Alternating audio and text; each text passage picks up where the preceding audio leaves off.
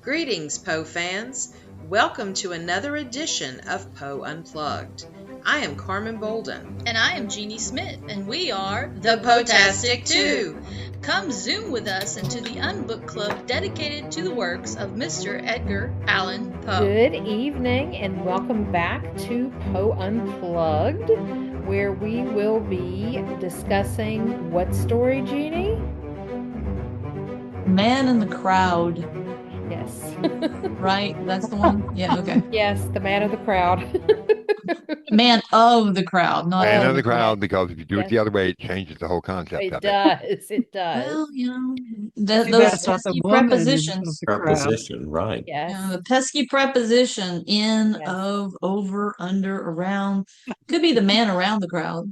Oh, Because my word. according to the story, he just kept going around. Okay, go ahead. True. I'm definitely anxious to hear everybody's take on this. And Cheryl, thank you for sharing the article. That Mhm. was really insightful. And I started kind of going into a little bit of a rabbit hole of some other things too, just my thoughts on it. And so, but who would like to start out the discussion tonight? Well, I can tell you that I kind of, when I read it, I went back and read it again. Then I started thinking, then I started jotting notes down, and then kind of, I guess I went into a rabbit hole too, because I spent most of my time with this story, even though I know when it was written. I thought, well, this is ahead of its time. He's doing that thing again. Because, I'm following all these videos right now that's fascinating me about this. So anyway, I thought, well, this is kind of like modern times. It's us. But it's from what I figured out in my mind was with the way he was classifying everybody in London, because he thought he was superior enough to put everybody in a classification. Mm-hmm. It's kind of like society telling everybody where you belong based on whatever about you, which is not right. But I kind of compared it to like, to him, it was the story came across like, oh my God, here's this man, he's in the city, and he has to be around these people to be recognized or to be something, because I don't think he could really handle being alone. Me, on the other hand, I like being alone, and I could give a flip about the city half the time when I'm out there. I do my thing, come home with a book, and I'm okay. But I kind of got it. It's kind of like that isolation thing that goes on, and the kind of like COVID, I tied that into it. But it's the digital age that brought me back to it, what we're going through now. Digitally, technology is what, to me, is creating this problem of all of us being around each other but not really seeing each other or functioning, because we're so busy functioning with machines now. Either they're on our phone, our laptop, they're all over the place. That's a really Except Jeannie, because she's having trouble with her phone. It just popped in my head. I finished reading, I was doing something else, and I'm like, hey, wait a minute, and I came back and wrote it down. That's a really good point, because like talking too about isolation from COVID, that also like had like one thing that's referenced with that is also Mask of the Red Death, with the whole like, predicting COVID or some type of disease. And so Keith, I like that idea. That's interesting. Yeah, and the play I get off a good what one Keith, once in a while. yeah, the play off what you're saying, Keith. I kind of thought that too. Like he's not really able to like live in the moment, right? He's really not able like to connect. So to be honest, I've read. It's been a long time since I read this, and I kept saying in the crowd. So, but anyway, so it's been a long time since I remembered very little. I only really remembered the dagger thing. So when I was reading it this time, I was trying to figure it out. So it was like first time real, basically. And I kept thinking, like, who is this old man? Like, is he chasing? I thought he was actually chasing death. But then when it ends, I was like, is this actually kind of like almost like a I guess the word's a metaphor? Like, was he looking for happiness? So to me, at the end, I think, and he just kind of gave up on it, right? He's just not able to connect. The old man, he was essentially like seeing almost like a version of himself, and like the dagger kept underneath him is like basically like the El Dorado, like this like holy grail that he's keeping inside under cover that he can never get to, and he's straight trying to like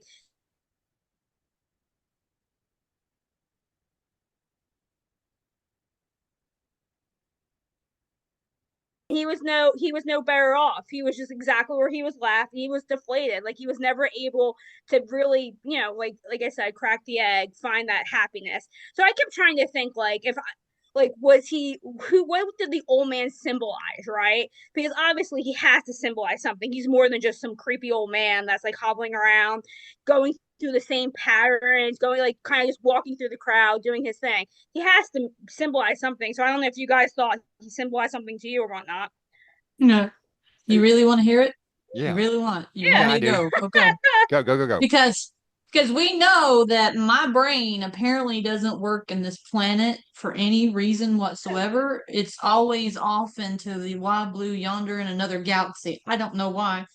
But here, here, the old man in the crowd is Sigmund Freud. Because all I got through all of this was all about the id, the ego, and the superego. And and also going with the witches, the maiden, the old crone, and what's the other one? I can't remember. Anyway, because that's everything that I was seeing. Because when he's sitting there and just watching all the people, he's describing all the different types in the crowd. So he is talking about the archetypes. So he in itself is describing the ids and the egos and the places that you're going. And then he sees one that he recognizes as an old man. Like, to me, it's like I see myself. This is what I'm going to be. This is what I'm going to strive to be. And so he starts following him. He's like, I recognize him. I want to find, what is he going to do? And then he just keeps following him. And then he just keeps going in circles. And he goes through all these different steps. And he talks to people and he looks at things, but he never finds anything or he never buys anything. And then he just kept in this circular pattern. And then all of a sudden, at the very end, he's right back where he started from. And anything that we do, it's like when we talk about from birth to death, some of the steps we take are circular because we may have started on one path and then all of a sudden we veered off into another path, but then we come back to something. Like something happens. Like I'm gonna talk from experience. It's like things when I try things and I fail. I always go back to my security blanket. I go back to where I felt the safest and I start over again. So, and it's like I was always searching all through life. I've always been searching for something. The crowd has dictated a lot of places that I've gone. A lot of people have dictated a lot of the choices that I've made. So while he's observing all these people in the crowd and he sees that some of the choices, like the dandies and, the ladies of the night and all those, and he sees where they want to be something else, but they're trying to portray it, but they can't escape it, because they want to project who they really want to be, but they can't escape the choices they make.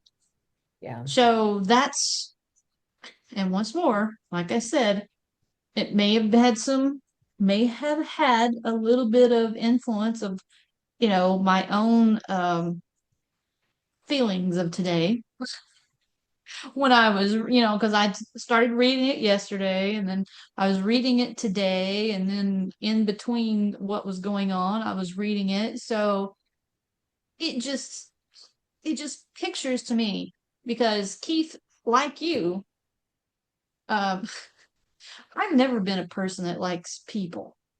I hate to break it to you, people. I'm just I already I knew. I can interact with people. I get along with a lot of people. I mean, I was a teacher for Pete's sake.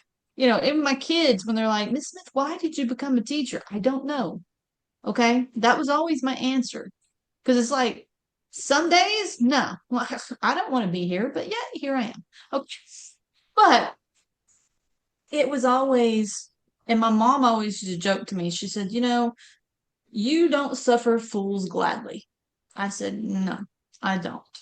And that's part of the thing. And so this to me, this was the perfect psychological observation of looking at what other people are going through in their own little quests, in their own little psychological steps of life, whether it be the choices they made, the choices they're going to make, the age, whatever. So that's where I got it. I mean, I understand the psychological choices or the choice of where they're at in their life and Mhm. what they're being portrayed at. I mean, his labeling of people just kind of irritated me because I thought, well, who gives you the right to walk around and put a label on somebody? You don't know Mhm. them. You don't know why they're in that circumstance. I mean, this stuff is going through my head. I'm getting worked up with a character who doesn't have a name, but it's like, I really don't like you at this point. But Mhm. that's me. But but sometimes, do we really see them? Is what came to my mind. Mhm. Do we really see them, or are we seeing what we think they are without actually knowing who they are? Do we understand why they're in this situation, or what's going on in their lives, or do we automatically pass judgment, like society does, based on whatever street they grew up on, what their family last name is, what state, what city, what the family history is, whatever? They just that it's already present when that person is born into that world or whatever is going on. Some people have automatically have strikes against them just because of a family name or of something that happened in the past. And, we can't see past it sometimes. We try to, I think, but then we just kind of fall in that trap again. Yeah. Yeah. One Well, one thing that I kind of latched onto is a particular quote at the beginning where he says, "At first, my observations took an abstract and generalizing turn. I looked at the passengers in masses and thought of them in their aggregate relations. Soon, however, I descended to details and regarded with minute interest the innumerable varieties of figure, dress, air, gait, visage, and expression of countenance." And for me, that quote right there, because Poe, there's so many things that he kind of started. And so the first thing that came to my mind was he kind of invented the term of people watching, because that's what this man is doing in essence. And so I thought that was kind of really cool.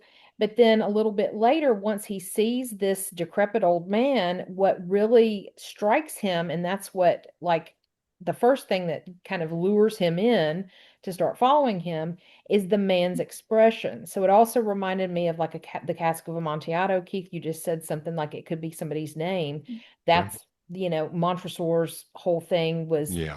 the defaming the name. And so it's like the man's expression lured this person in to start following him. And it's like,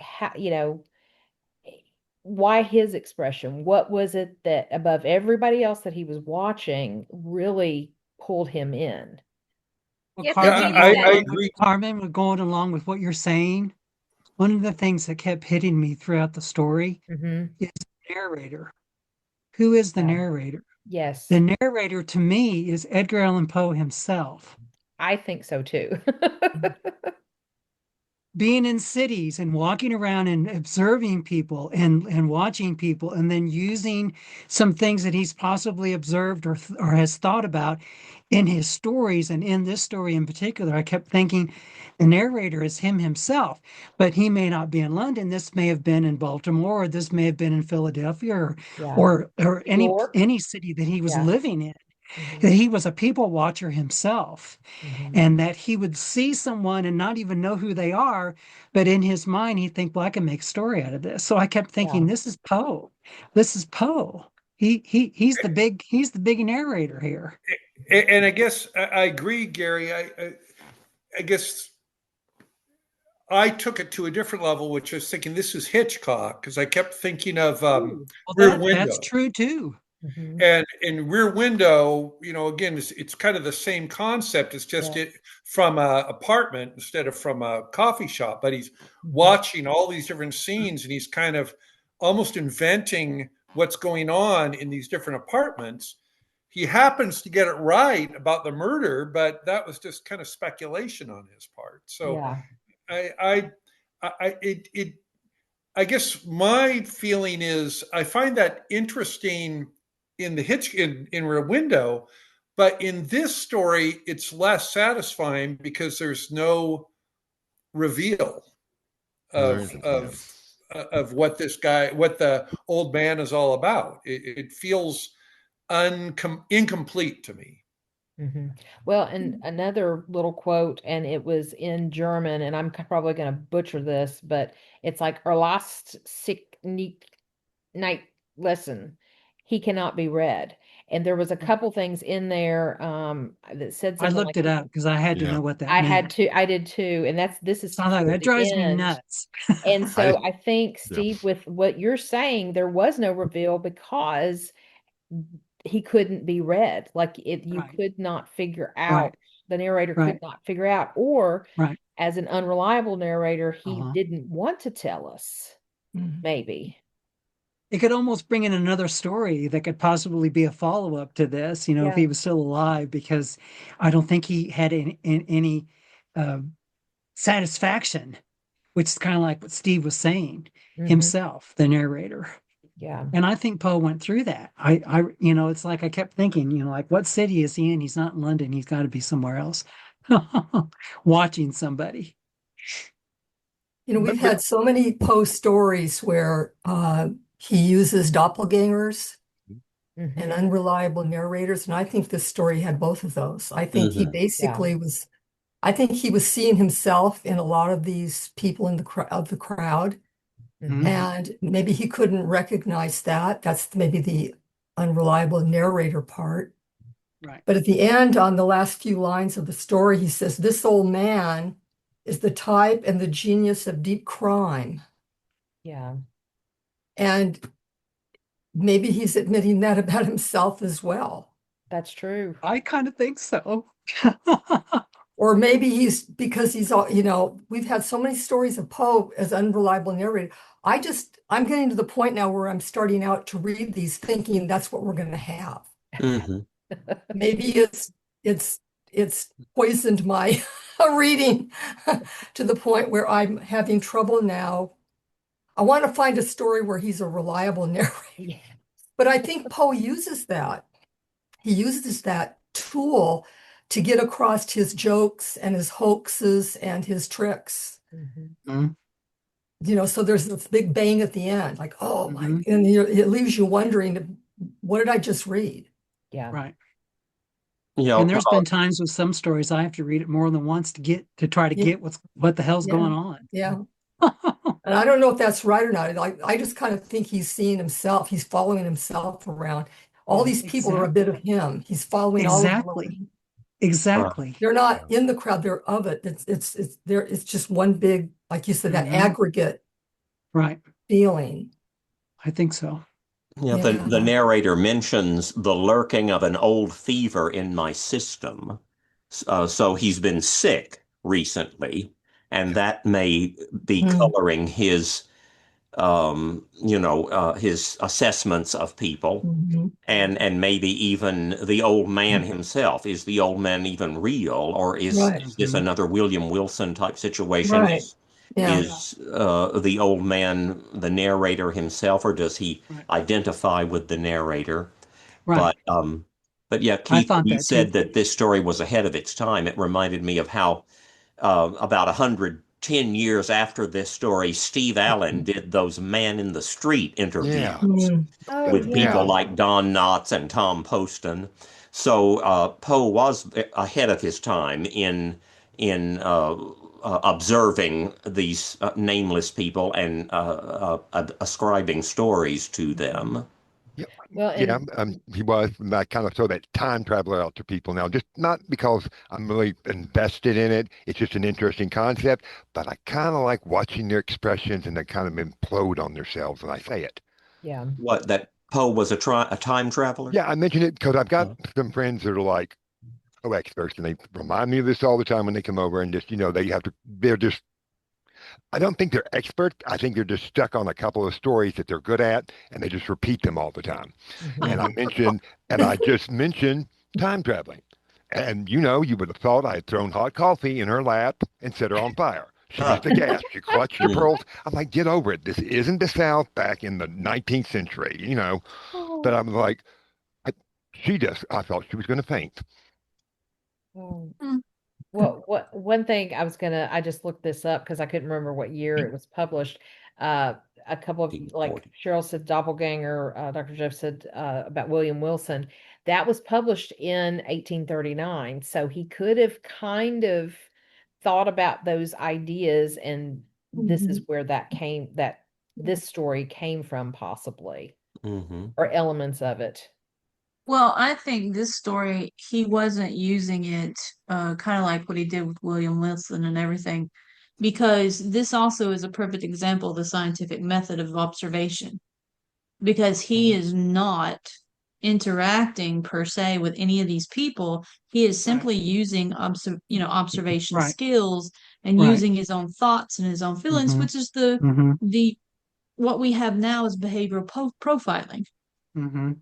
Then that's the thing. And so he's looking at it, and I think he's implementing the scientific aspect of it when he's identifying these people, but he's not doing it. And yes, it is prejudicial because, Keith, this time period is all about prejudice. Every time period is all about prejudice, whether it's Right. where you come from, whether it's, anything. I mean, the first time I went to Florida and met some people and they found out where I was from, they looked down at my feet and looked at me and says, "But you're wearing shoes." Mm. It was kind of like when I moved there and I Wow. said I was from Yes. Virginia, and the woman said, "Well, that's funny. I can understand you." Uh-huh. Yeah. So, and the reason they asked me about that is because Beverly Hillbillies happened to be very popular on television at the time. Mm-hmm. And it's like, there are prejudices that have been built, and there will always be prejudice, especially when we are divided, we are divided both by dialect, by socioeconomics, by whatever you want to put in place, and we are divided by history.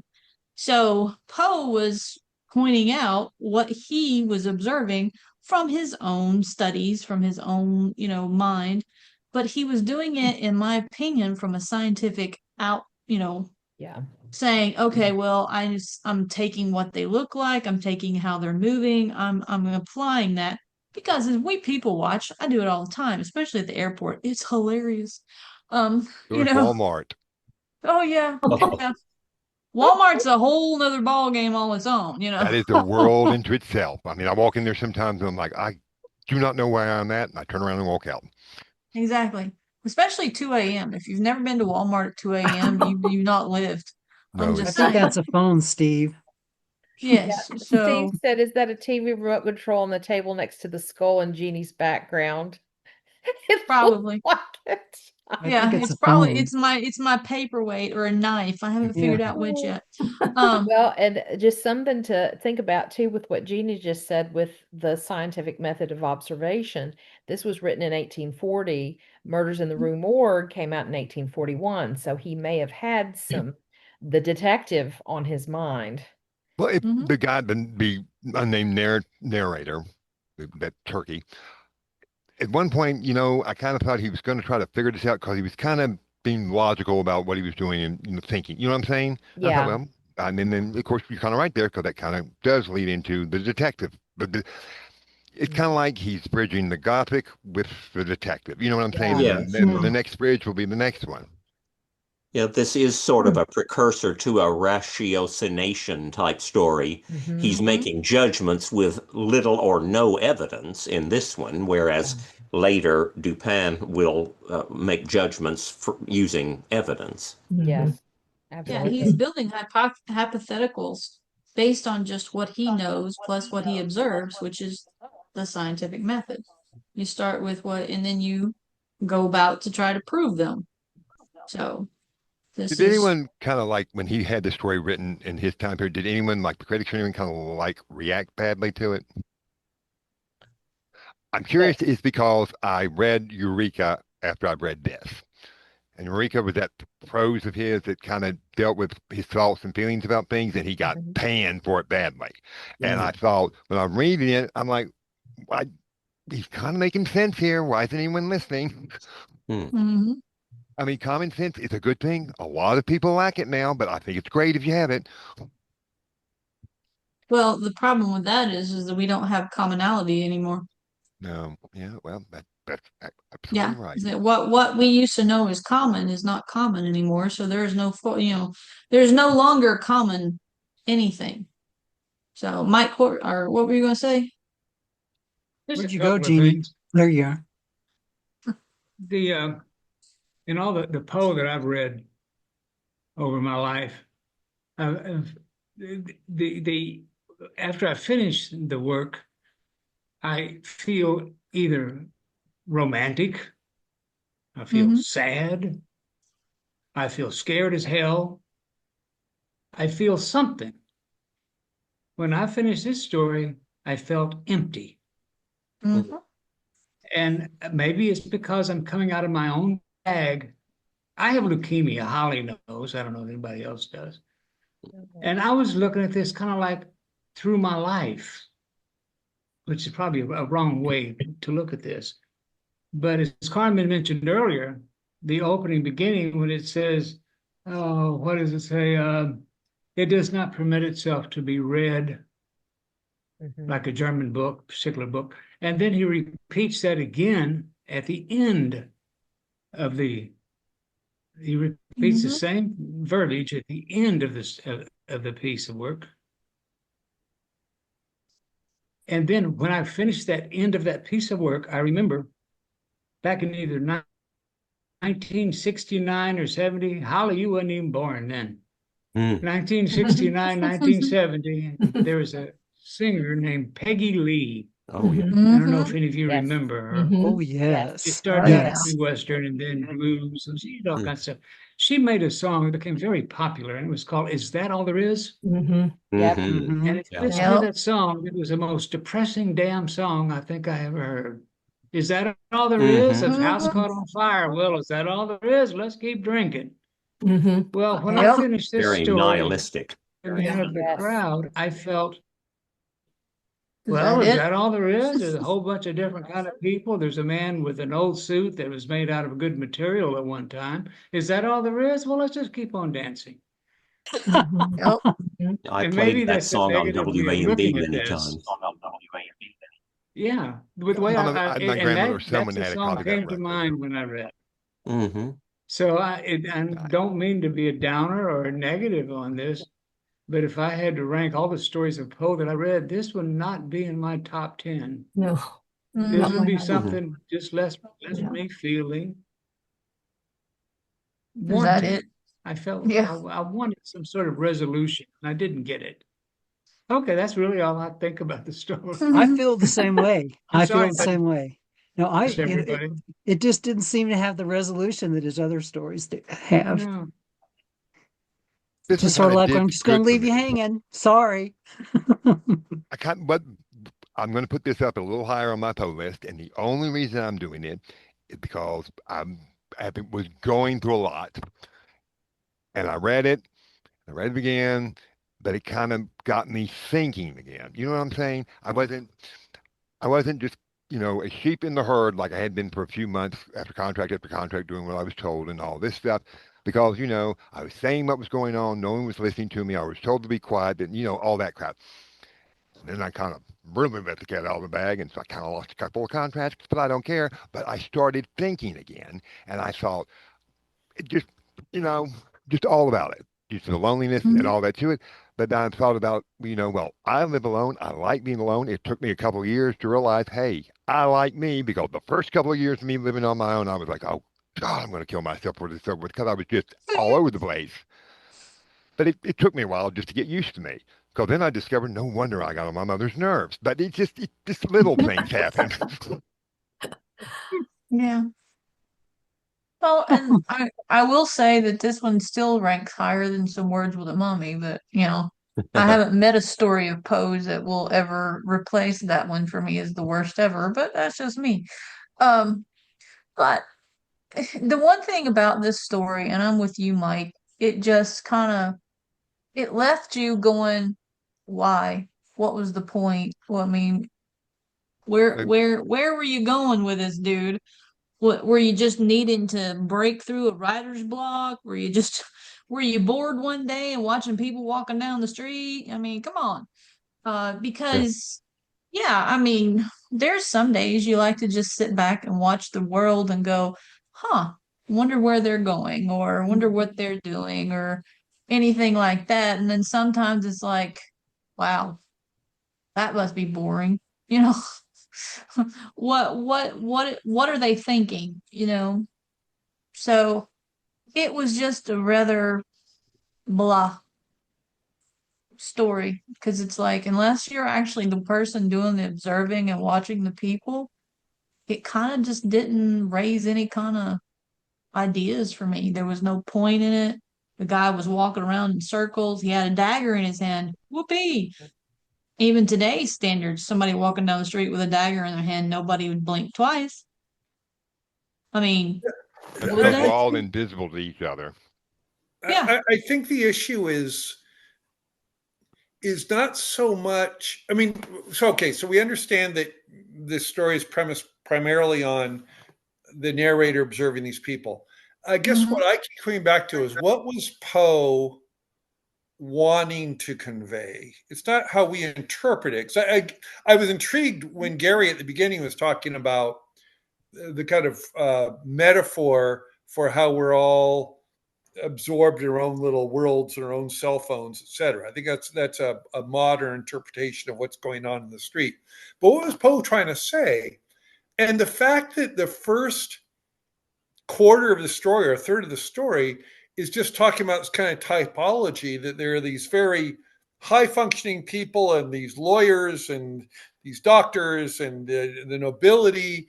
And then he kind of works his way down to the lesser people. He's creating all these categories. And I'm not sure, why did he do that? Was that important to the story of being able to place this particular old man in a category? It's like it does. It seemed to me that he was kind of starting off without really even understanding where he was going to go with the story, and at the end, he kind of just felt like, well, I'm really not sure how to resolve this, so I'll just end it. So I come down much more negatively on this. I just felt like there's no point, there's no moral, there's no lesson to this. It's just watching through a window and then following somebody through the streets. So for me, And what Steve, intrigued me, and again, I kudos to Cheryl, because the piece that Cheryl sent earlier, I think, finds much more depth in it, talking about the doppelganger and talking about, was the old man the double of the narrator? But I didn't see any of that as I read the story, and even as I reread the story. yeah, I just assumed that he was, because we've read so many stories like that. Yeah. That was what I was saying was my problem, is that when I start to read Poe now, I'm thinking, okay, I'm on the lookout for the unreliable narrator and the doppelganger. And maybe I can't separate that out anymore. I don't know. I hope I can, because not all his stories are like that, but it does color my reading. I think for me it wasn't like a literal doppelganger, but I do feel like I think that Poe did a great job of building suspense. And what I think he was aiming to do, for at least from the writer's perspective, when he was doing this analysis of all these people, if you've noticed, when he was talking about a lot of them, a lot of things didn't necessarily match. Like the young men that were walking a little too quickly, or the man with the nice clothes but they weren't worn. I think it was actually subliminally talking about like the masks that we all wear, you know. So I think he was building suspense like that, like kind of like going back to what Keith was saying, like, we're not really what we seem, like you're judging us, but we may look a certain way, but that's not who we are. So I think he was basically almost like glimpsing behind the masks that all these people are seeing, that we put out, because we all have masks. I have many, many masks, and so I think that Poe actually did a good job for me building the suspense of that, because I was curious. As I was rereading this, okay, like, well, where is he going to follow this old man to? And that's where I kept guessing, like, what does this old man represent to the narrator? But I will say that the punchline at the end did personally fall a little short for me. Like, I was kind of like, even something as simple, again, I'm not going to rewrite the story, so I'm not going to go there. But I'm just saying, like, it did fall a little short for me at the end, but I think up into the punchline where slightly failed for me, I do think that he did a good job of building suspense and kind of building interest, because I was interested to see what was the point, where was he going with these characters. But I do feel like that was all just him kind of basically pointing out the masks that we all wear in our daily lives. Mm-hmm. I was just I was going to say, Holly. Go ahead, sorry, go ahead. I was just going to say, Holly, I kind of agree with you. I feel like that's exactly. It's just to me, it wasn't as suspenseful as a lot of his other stories. Yeah. It was more subtle, I guess, is the word I'm looking for. I mean, it could have been a banger. Like if the end, like if it would have been something like because I he was had kind of expecting fever. something Because major in the to beginning happen, and it really. he was talking about looking in the mirror in the very, very beginning. So I almost thought at one point, because he was feverish, that he was going to realize that he was just chasing himself necessarily. Because I couldn't really remember the ending. Like I couldn't remember the punchline, but that's like where my mind was going. Not that saying that that would have been better than the ending, but yeah, it just, I mean, and again, like and like Poe, like especially this is like I think that his criticism, right, is that he was too smart for his readers. Like your last lines in a different language that most people don't speak. I mean, it's kind of like yeah, you know what I mean. And he does that a lot, and I mean, I get he's highbrow and he had this great education, but from the reader's perspective, like I'm not saying you should dumb yourself down for me, but holy crap, it would not hurt, especially if that's your punchline. So I mean, I can't imagine this going over well with like the average reader of the day who had very little education. But I you wouldn't also have to recommend it take, as the first story to ever read because they probably would think, ugh, I'm not going to read anything else. but when he wrote it at the time, there was the plethora of people that were speaking different languages in this day and age. They could understand it because they were people that were multilingual, and only those that could actually read and had an education would be reading these works. These were not written for common people. I guess you're You're right because right. I You're think right. they would pay to have someone read it out loud to them. I think it's generally Yes. how it would go. Yeah. Yeah, you have to take into account the cultural of the day, the cultural identity of the time period when he's writing this. The United States was very much a melting pot of all of these people. Languages. You had all of most of Europe, you had Africa, you had South America, you had all these people that spoke different languages and could understand other languages. Yeah. So it wasn't really a lot about Poe writing highbrow stuff. He was writing to the masses that could read and could read his work. And even those that were being read to could understand the languages. So But it's I know only he was criticized in his life for that though, and I think that's why Dickens was so much more popular because Dickens didn't really do that. but see, He Dickens wrote for the he wrote for the common man. common man, where I think, and it's not that I think Poe was trying to say like, look at me, I have this great education. I just think that he was just so educated, and generally the people he surrounded himself were people like himself.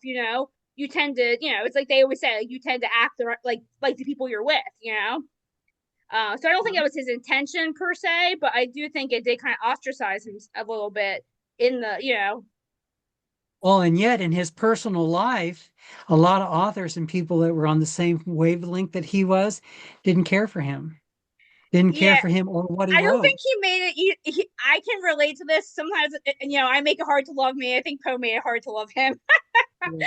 Yes, yes. I can relate. It's like he your wrote worst enemy is yourself. he wrote some pretty strong criticism against some of these authors. And like I've got this picture on my wall where he's looking off in the back by himself and everybody else around him, all these authors are ignoring him like he's not even in the room. Yeah.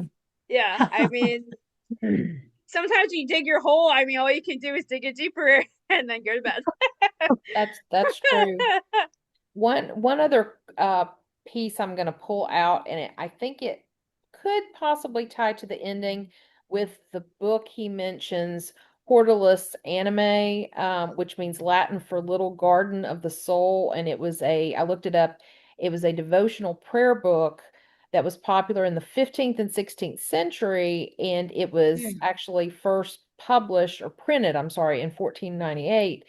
But and when he talks about it, he can't be read and talking about that was like a horrible book. And so then going back, one of the last places that he follows him to, because he stays in there for so long, and the narrator will not enter, but he waits for him. The quote is, "Once more he strode onward with elastic tread, Suddenly a corner was turned, a blaze of light burst upon our sight, and we stood before one of the huge suburban temples of intemperance, one of the palaces of the fiend Jinn. And so he also uses personification there, which, when you look at the whole story, he doesn't use as much figurative language, but there he's calling the Jinn the fiend. And so, knowing that Poe had what is believed to be like a sensitivity to alcohol, and then talking about this devotional book too at the end, it's like, was he sending a tiny message trying to show that he was against drinking? I mean, and he was more for temperance. He did sign the pledge like in 1849, not too long before he died, because Elmira Royster Shelton made him do it to be able to marry him. Right. But it was kind of like, I don't know, that just kind of stuck out to me, that the narrator would not go in that place. He waited for him outside. And so I'm wasn't sure that you're right. just a little stick to Yeah, say, I think you're right. I don't know. I may be totally off, but that stuck out to me too. And you know what's funny, Carmen? That elastic tread, when I read it, I was like, oh, that's like such a great descriptor. Yes. Like, oh, I love that. Elastic I I like know. write that down. I like that elastic tread. Yeah. Yeah, I liked it too. Well, did you catch where he made the likeness to detectives or to police officers with the gumshoes? Because this was before, Dupine, and they used to call beat cops as gumshoes because the soles of their shoes were so quiet and they were made from the gum of trees. Yes. Right. And so that's why they were called gumshoes. Yeah, this does seem a precursor to Murders in the Rue Morgue. Yeah, now that you guys said that, yeah, definitely. He was I didn't think that practicing. initially. Yeah. I know this has nothing to do with this story, but there was that movie that came out, I think, in the 40s, early 50s, called The Bass in the Crowd, Patricia Neal and Andy Griffith, and he played this down-home yokum, spun wisdom, and the public loved him. He was just simple and down to earth, and he could relate with them. And I'm watching this, and I'm watching him the entire time, and I did not like the character from the time he came on the screen until he left. There was something about him that just, something about him I just didn't like. I'm like, he's Snake, he's up to something. And then what happens is he lets his opinion about what he thinks of the public around him come out on an open mic. And it's just, the titles, I was trying to fix the title from this story, and with that one, I was trying to find a common ground with it. It's just something I do sometimes. I take it and I run with it for a while. I hit a dead end and go, let's move on to another story. Oh, I mean, it's easy to do. Yeah, but I think it was the judgment thing I had come back again to. It was just, I'm like, well, he judged those people. He's judging them, and I'm like, it seems like it's a common theme that's always been present, and it's just keeps becoming more pronounced, and people are starting to recognize it more now than they did before. Well, and you actually have to look at the history, and you go all the way back to the Grecian days, where the pyramid of how people were, the status of the people, nobles, and then you had the priests, and then you had those that were the recorders, those that actually wrote down the history, and then you had the plebeians, and then you had the peasants, and then you had the slaves. So we've always had that archetype. We've had that stair step of social pyramids since the beginning of time. And it just shifts over many generations, but we always put everybody in those socioeconomic and archetypes. And this was, in my opinion, Poe's homage to his modern time of doing that. Because when he was doing all those descriptions, he definitely was just doing the definition of what dandies and gamblers and all those people, the con man and everything. It was the perfect example of those time periods and the way people were expecting to see them. The harlots, those kinds of things. And he was just showing his own observations based on that time period. And like in today, if you took someone to rewrite that story and wrote The Man of the Crowd, you would see probably a lot of the same generalizations, but in different order and I different think it would be a little bit ways. more harsh this day and age if they were to Uh-huh. rewrite that story. I think if they wrote it if for this time period, I think it would kind of be a real harsh slap in the face for a lot of people. Yeah. Yeah. But you also have to understand that it would have to be written by more than one person True. because each hierarchy has different views and different, Yeah. the old song of rose-colored glasses Hmm. that they would be writing it through That's true. and people would be reading it through. But that's And true. It's kind of like English teacher gave all of us the same assignment, but broke it down, and each of us got a different version of the poem, but we were not aware of it. So we each had a exactly. totally different interpretation when we did the report, which caused a very nice debate my senior year in high school, and I enjoyed it. Hmm. Yeah, but that's because we were taught how to debate. In today's time period, there's no structure of debate. Well, but there's There's no no understanding. stability to it, I think. I mean, there's no Yes. politeness. It's just rude. Yes. Well, People I actually earlier, think arguing well, it is was- debate, but that's not it. So go. I'm sorry, Mike. What was it? No, you're fine. I was just thinking what Holly said earlier when she's talking about the classes, and it was just mentioned just now again. It crossed my mind. I hadn't thought about this before, and I don't even know if this is valid. But when Poe talks about, he describes all the different classes of the people that he's looking at, and when he describes the old man, two things come up. One of them, he talks about the portrait by Resch, or the German painter. I can't pronounce his name properly. The devil. What is Yes, that right. painting he did? The devil chessmate. The devil's Mhm. checkmate. Mhm. That's what it is. Right. And the painting, if you've looked at it, it is a fiend that he is referring to. But the thing that Mhm. crossed my mind, and when Ollie was talking, he's talking about these different classes. And then he describes the old man as being fiendy, wearing a dirty, raggedy, but from a distance. Remember, you don't want to get too close because you don't want to know the guy's stalking him.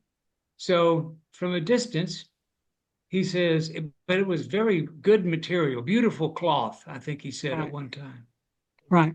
And it crossed my mind that could this be a weak testament in discussing the fluidity of the classes? Like the old thing, there but for the grace of God go I. If the man had on a suit that was worn out but was good material, maybe he had a lot of money at one time. Maybe he was one of the upper class ones. And everything just kind of fluid. That's the only word that comes to mind right now. And I don't know if that's valid or not. And it was just a last minute thought as I was hearing you talk. Yeah, I think Makes that's a sense. good Doesn't mean point. anything, but Yeah. it's just a thought. Mhm. Mm-hmm. Yeah, because I was going to say fluid with the whole thing being a circle where it, ends where it begins. Yeah, That's and a he's nice way of to the end crowd. this, Mike. Yeah, Yeah, he's that was a good of point. the crowd, not in the crowd. He's of it. Yeah. I don't know. I added a link, and it's actually a book I read a while ago. Think I listened to it, and I think it was 4 or 5 hours of a read. It's 224 pages, but it's called The Man of the Crowd, Edgar Allan Poe and the City by Scott Peoples. And just the little blurb that will help you know like what he did with this book. Scott Peoples chronicles Poe's rootless life in the cities, neighborhoods, and rooms where he lived and worked, exploring how each new place left its enduring mark on the writer and his craft. And I really enjoyed the book. I think I was like cleaning the house that day and like listened to the whole thing in one afternoon. And he takes this story and takes all the places Poe lived and showed how Poe was the man of the crowd. And so just if you get a chance to listen, read it, however you like it, I do suggest it. It was a very enjoyable read, and if I remember correctly, it may have been the author that read it. Whoever read it had a very nice voice. So And what was the author's name again? I'm sorry. it's called Edgar Allan Poe. Let me go back to it and make sure. The Man of the Crowd, Edgar Allan Poe and the City, Scott Peoples. And if you grab that link I put in the chat, you'll be able to just go right to it on Amazon. Okay. Thank you. You're welcome. You're welcome. Can I ask a question? Sure. Why is it that in so many of his stories, and I guess I'm showing my ignorance, that like names of places and stuff, they have one letter with a blank? Does anybody know why that seems to occur fairly often? What is that all about? I can only answer with my own that I interpret it as, because he doesn't say very often the particular places, he just gives descriptions of the settings. He leaves those blank, so in whatever city you want to place this story, there is going to be like a Dearborn Hotel, or one of those things, like whatever big city that comes to mind that he imparts to you, there's always going to be something that you can relate to that starts with that letter. Yeah. So in other words, what you're saying is that Poe did that himself. That wasn't something that the publisher did. No, I wouldn't think so, he because did it. In my opinion, he did it himself just because he wanted to leave it that vagueness. It's kind of like the, unidentified narrator. He wanted to leave it open. Okay. Because that's one thing I've always said about Poe. He gives his audience their own way of filling in things to put themselves in his stories. Yeah. I understand that, and I've seen that for years, but I was just always curious why that? But that makes sense.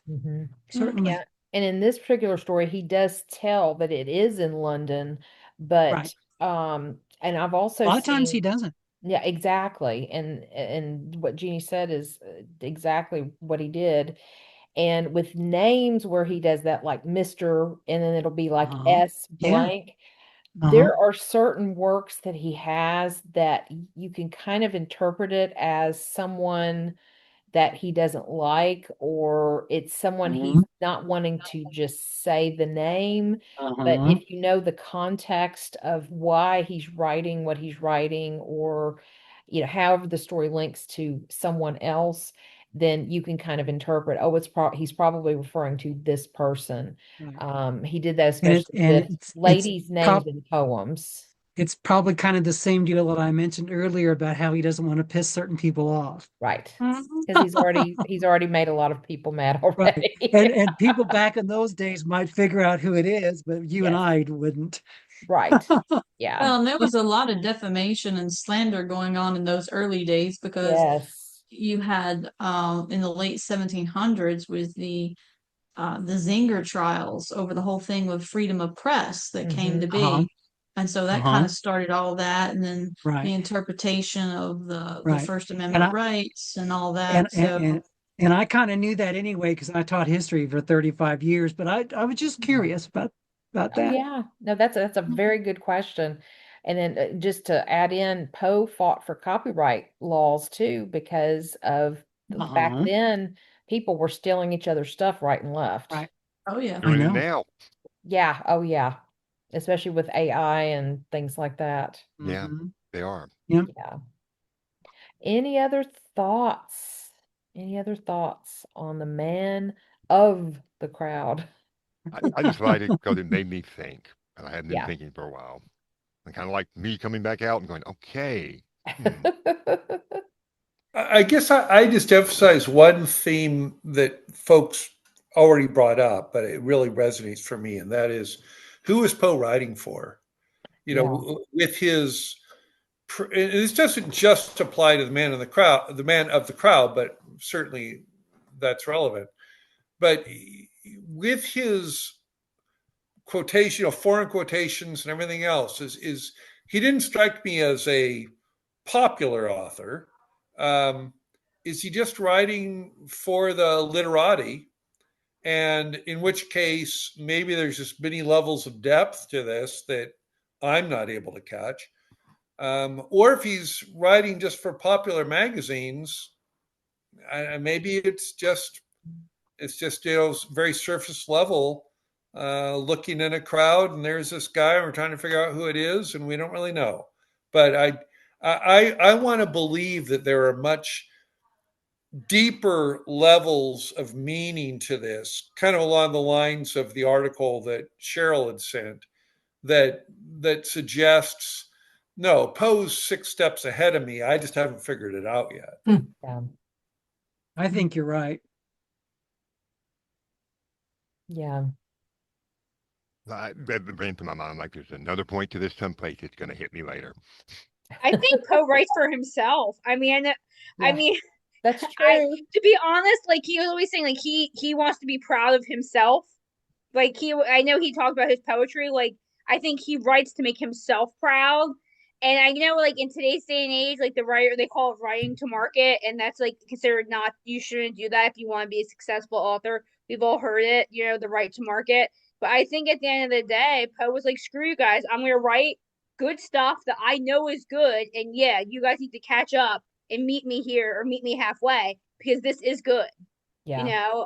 So I think that he wrote to impress himself, and I think that's why he kept going back. We all edit, but at some point most of us just let it go. He was constantly editing up until he died.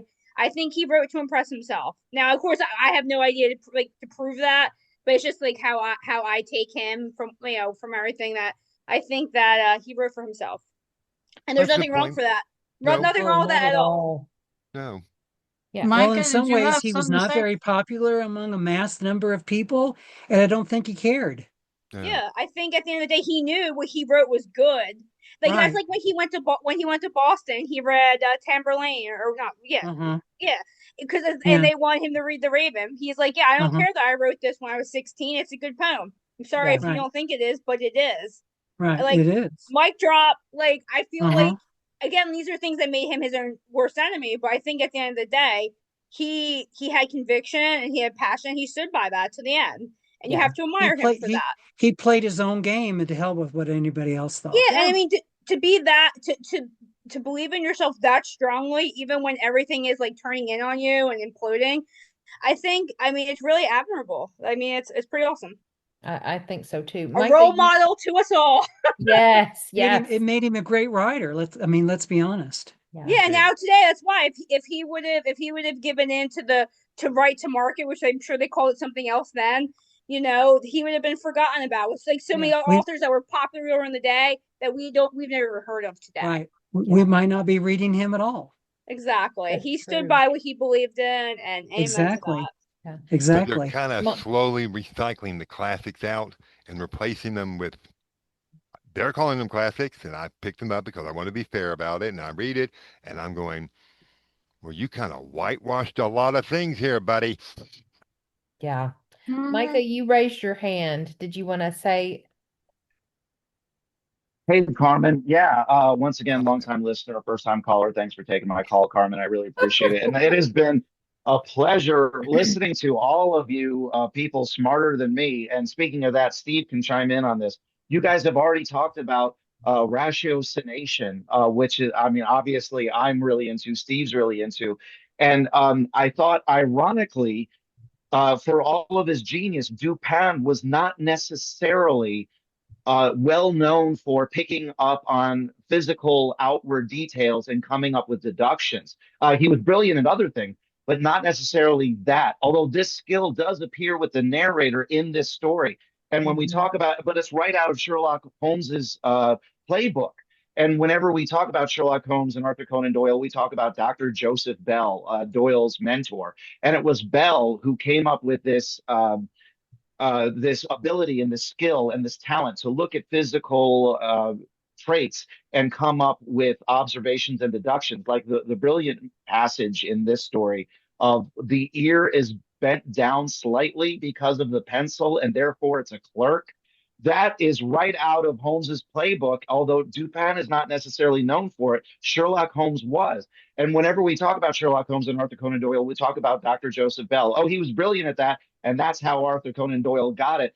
Well, now we have proof that once again, Poe was there first. Poe came up with this first. So it's entirely now Joseph Bell probably stole it from Poe as well. But once again, we have proof that Poe came up with it first. And then finally, the last thing I want to say, and again, I know we're going to OT, so I'm going to try to make this fast. It's all On good. Sunday night, well, thank you, Carmen. All right, Carmen's not going to put down a red flag on the play, so I'm going to keep running here.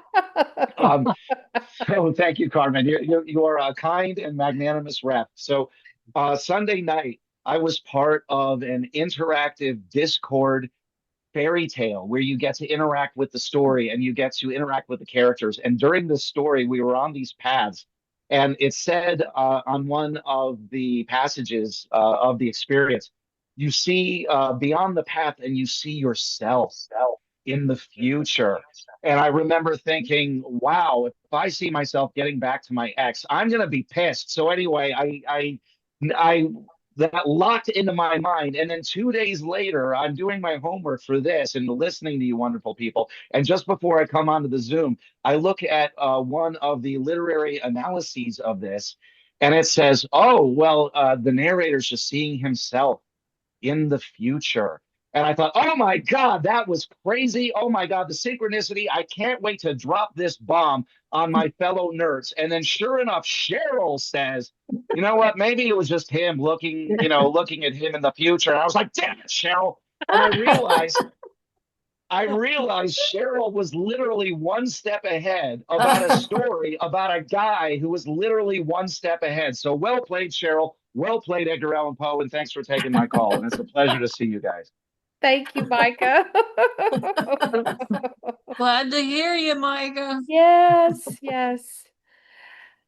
So, well, I think we've had a great discussion on this tonight. I think all the different things that you guys said, I love the different takes on this. And, thinking about that this did really not have a resolution. And I really do like this story because I like the mystery, the suspense that he builds, and just I guess, letting my own brain decide what's going to be the next step of the narrator and the old man. And so, but somebody ought to write a story.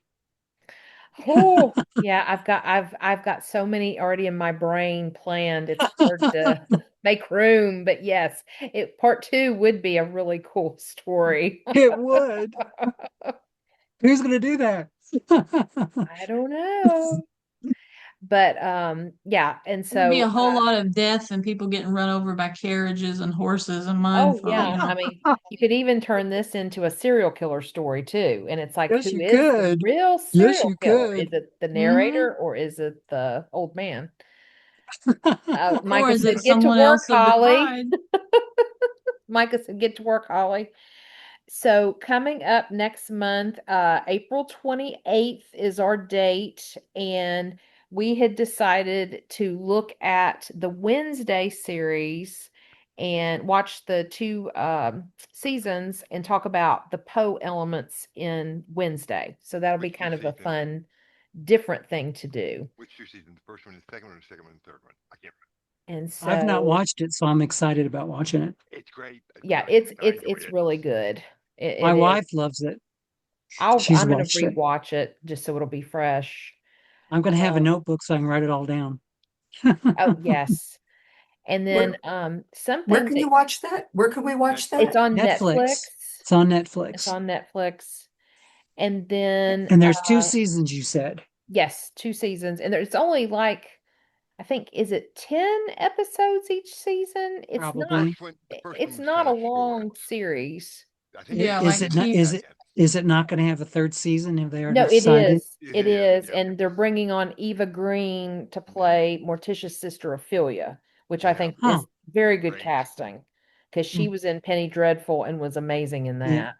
He's good at casting the right people for the right characters when he does his series. Yes, Keith. Definitely. And something that Keith had mentioned talking about and possibly either like Jeannie and I doing a podcast episode, or we could talk about it, or we could do both.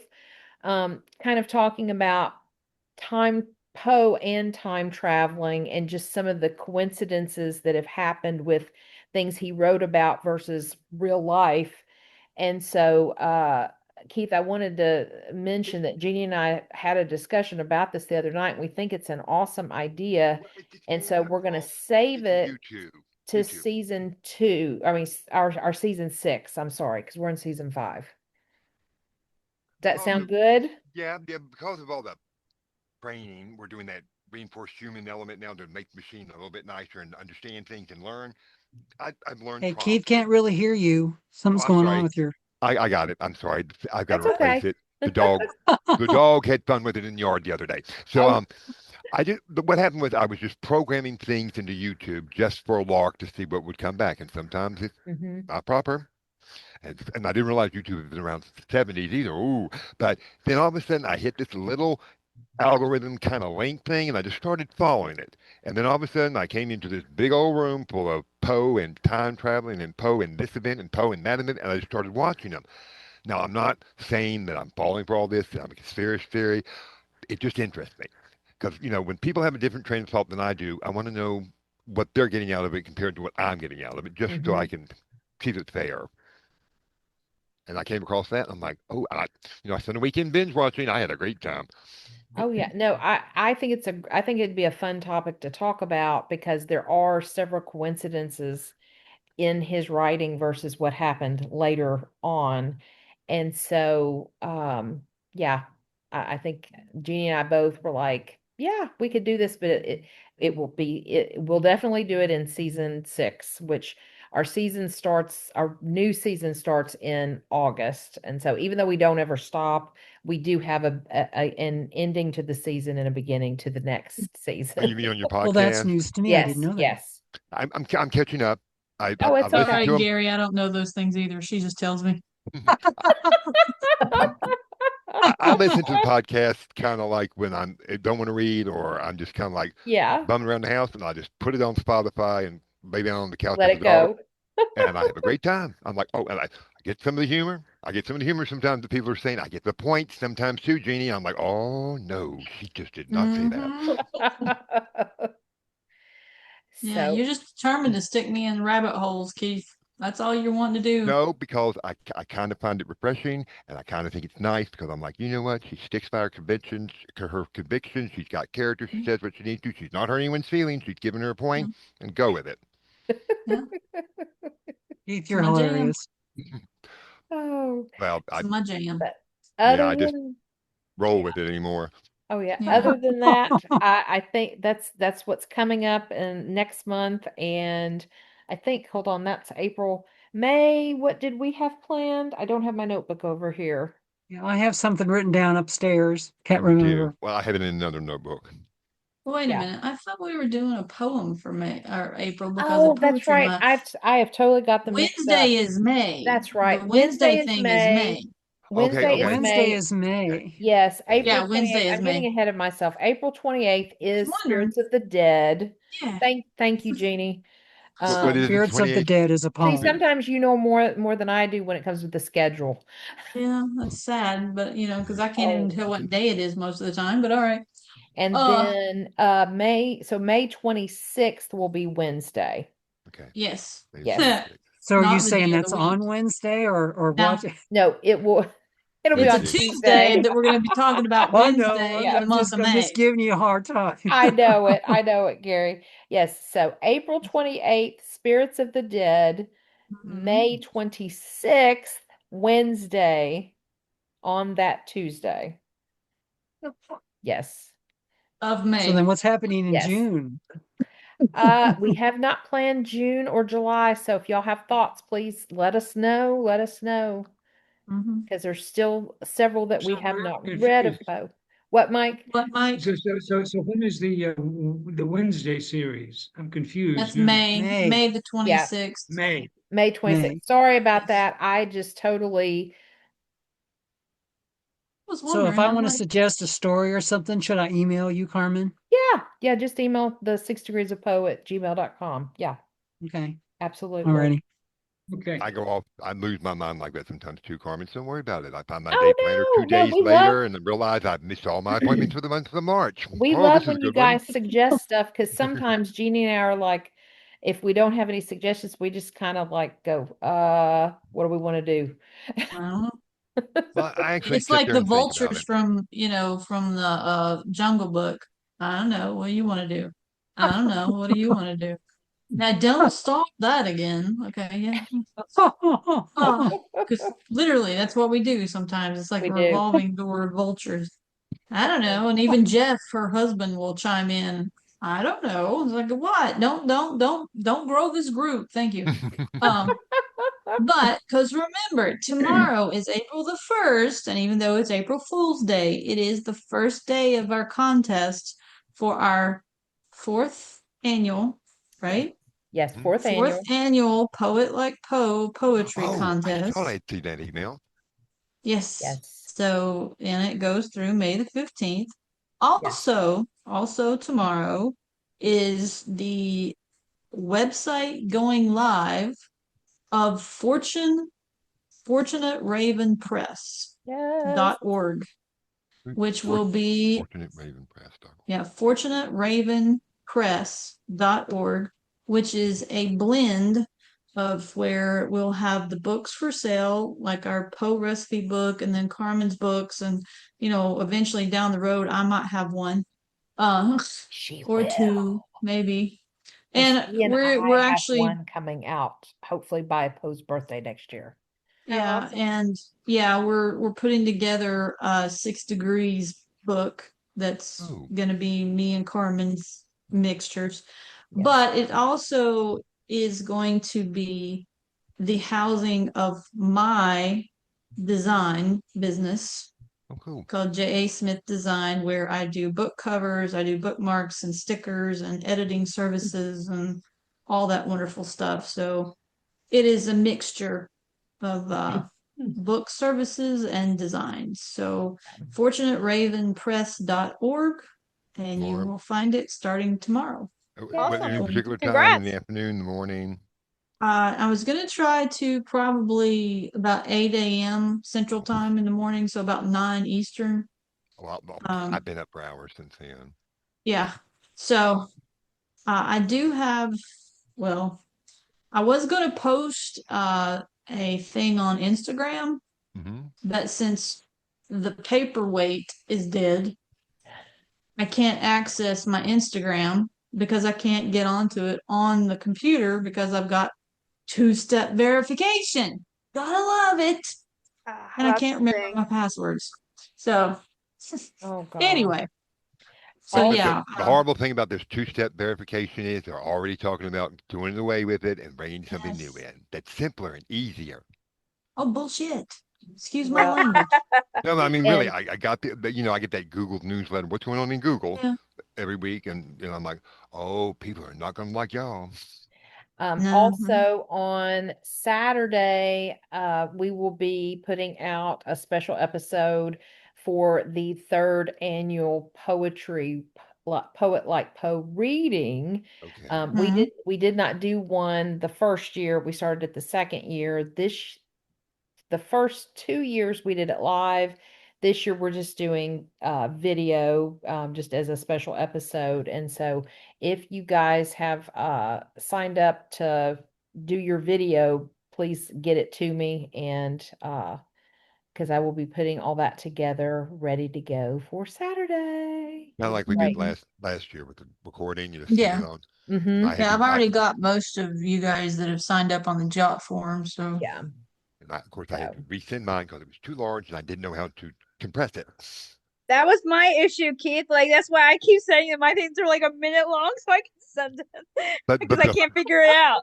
But that was the horrible thing. I couldn't figure out how to do a simple video that I did to compress it, but I do it daily for my job with data files. And it's simple. I just hit a bunch of keys and it's gone. I'm sitting here going, what am I going to do? there is I a can't fix free it. program, I believe it's with Microsoft, called Clip Champ. I got that. And it's very Okay. easy to use to put your video on. You can record from there too, but it's easier to, like, if you record it on your phone or your laptop and then just upload it into Clipchamp, then you can do any kind of editing. It's really fun. And then you can export it out and it compresses, does all the fun things for you. Yeah, Yeah, the word edit video. Yeah. Like, you get the raw video, girls. Oh, it's all good. It's all good. yeah, we've got all these tools that are supposed to make things wonderful and great, and now all of a sudden now these tools are being retired because they're doing a lot of damage people were not aware of. Oh, well, I think that's everything. Well, thank you. Thank you very Yeah, much. thank you guys for being here. And I guess on that note, We we are. are Go out. Good night. Good Night. night, everyone. Bye, everybody. Bye, Micah. Bye.